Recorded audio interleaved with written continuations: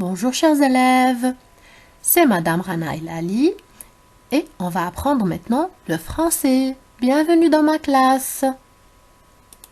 Aujourd'hui, on a une séance de lecture. S'il vous plaît, prenez vos livres de français et ouvrez-les à la page 84.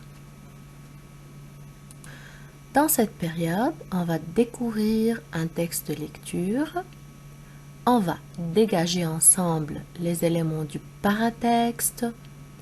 Ensuite, on va découvrir et comprendre les mots nouveaux. Pour découvrir un nouveau texte de lecture, il faut d'abord dégager les éléments du paratexte. Commençons ensemble. Le premier élément est le titre. Très bien. Le titre de notre texte est « Paysage pour un géant ». Dans ce titre, il y a deux mots essentiels. Le premier est « paysage ». Le paysage peut être naturel ou urbain.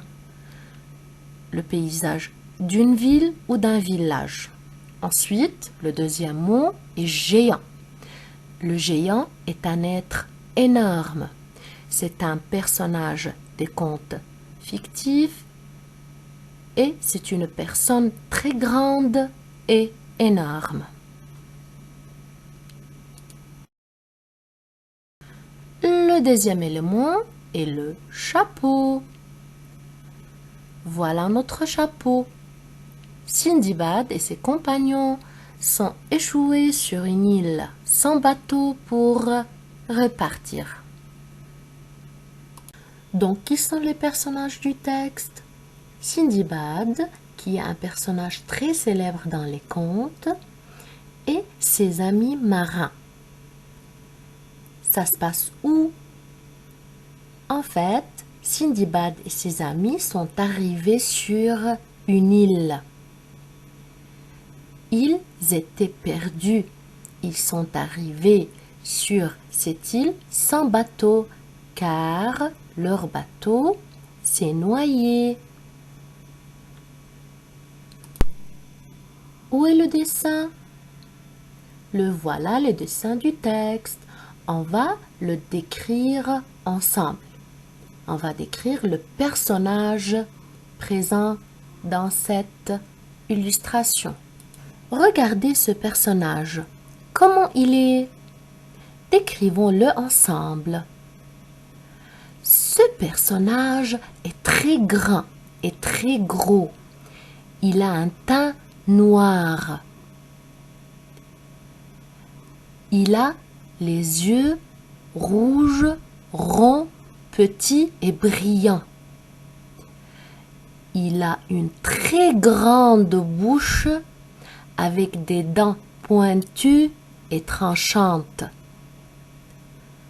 Son nez est très grand avec deux narines énormes. Ses oreilles sont très larges avec des boucles d'oreilles. Autour de son cou, il a un collier en or. Il a une épée tranchante. Il tient un petit homme qui ressemble à Sindibad. Ce personnage a l'air sauvage et affreux. Il fait peur. Maintenant, où trouve-t-on les références? Les voilà. Notre texte est tiré d'un livre intitulé Les aventures de Sindibad le marin, écrit par René Khawam. L'éditeur est Épopée Casterman en 2001. Là, on va découvrir quelques mots-clés qui peuvent faciliter la compréhension du texte. À la faveur de notre errance, errance يعني ضيعان. Une demeure, c'est-à-dire une vieille maison. Sembla être un palais. Un palais. Aux fondations solides.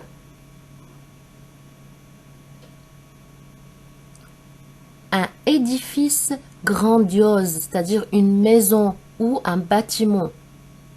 Au mur élevé, au mur très haut, un large portail,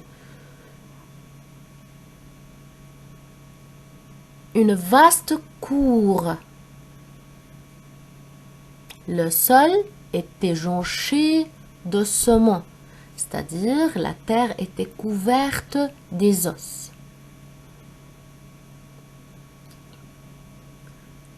Une banquette de pierre.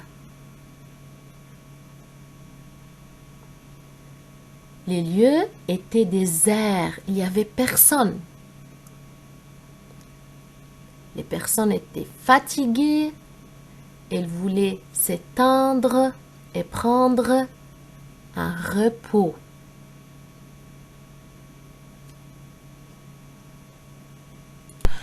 Maintenant, d'après vous, de quoi va parler le texte?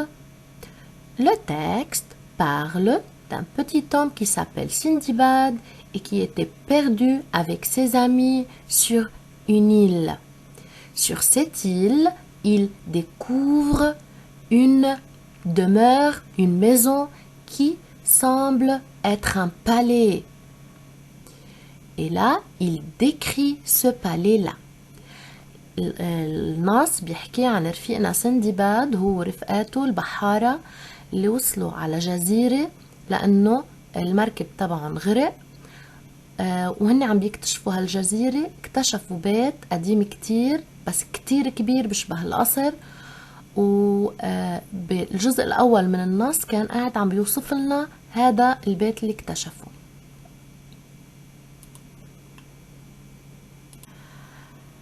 S'il vous plaît, prenez maintenant vos cahiers d'activité et ouvrez-les à la page 69. On va faire 3 exercices. La question 1. Sindibad et ses marins viennent-ils d'arriver sur cette île? Justifie ta réponse. Donc Sindibad ورفقاته وصلوا جديد على الجزيرة. لا الجواب من التكست. Relève les mots désignent le lieu d'habitation. طلع كل الكلمات اللي بتدل على البيت. Tous les synonymes. Est-ce un lieu rassurant ou inquiétant? Donc هذا البيت اللي لقوه برأيكم هو rassurant, calme يعني مطمئن ou inquiétant qui fait peur? Justifie ta réponse. Au revoir chers élèves et à la prochaine.